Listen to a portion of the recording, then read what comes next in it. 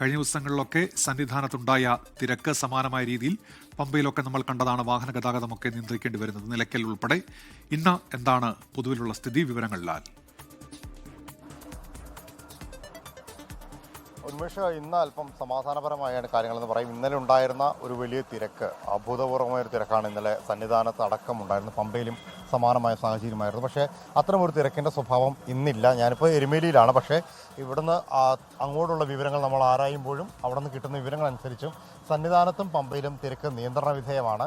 സാധാരണ ബുക്ക് ചെയ്തിരിക്കുന്നതിൽ കൂടുതൽ ആളുകളൊക്കെ കൂടുതൽ ഇപ്പോൾ നിലവിലില്ല. മാത്രമല്ല സ്പോട്ട് ബുക്കിംഗ് നിയന്ത്രിച്ചിട്ടുമുണ്ട്. 20,000-ൽ കൂടുതൽ സ്പോട്ട് ബുക്കിംഗ് കൊടുക്കേണ്ട എന്നൊരു തീരുമാനം എടുത്തിട്ടുണ്ട്. അതുകൊണ്ട് തന്നെ ആ തിരക്ക് ഏറെക്കുറെ നിയന്ത്രിക്കാൻ സാധിച്ചിട്ടുണ്ട്.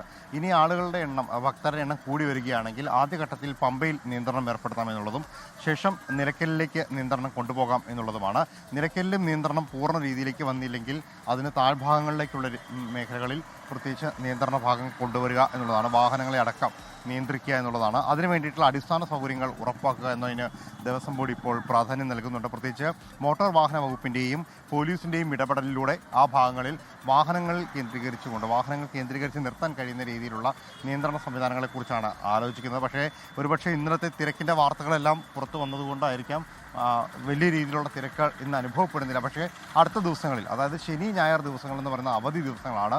സാധാരണഗതിയിൽ ശബരിമലയിൽ ശനിയാഴ്ച വലിയ തിരക്ക് അനുഭവപ്പെടുന്ന ഒരു ക്ഷേത്രം കൂടിയാണ്. അതുകൊണ്ട് ആ ദിവസങ്ങളിൽ വലിയൊരു തിരക്ക് അനുഭവപ്പെടാനുള്ള സാധ്യത മുന്നിൽ കണ്ടുകൊണ്ട് കൂടുതൽ ഒരുക്കങ്ങൾ നടത്തിയിട്ടുണ്ട്. അതിൻ്റെ ഭാഗമായിട്ട് NDRFിൻ്റെ ഒരു സംഘം നിലവിൽ സന്നിധാനത്തേക്ക് എത്തിയിട്ടുണ്ട്. ഇത് കൂടാതെ കേന്ദ്ര സേനകളുടെ കൂടുതൽ സേവനം ഉറപ്പാക്കും. അതോടൊപ്പം തന്നെ സ്പെഷ്യൽ പോലീസുകളെ ഡ്യൂട്ടിക്കായിട്ട് എടുത്തുകൊണ്ട് നിയന്ത്രണ സംവിധാനങ്ങൾ കൂടുതൽ കർശനമാക്കാനാണ് ഉദ്ദേശിക്കുന്നത്.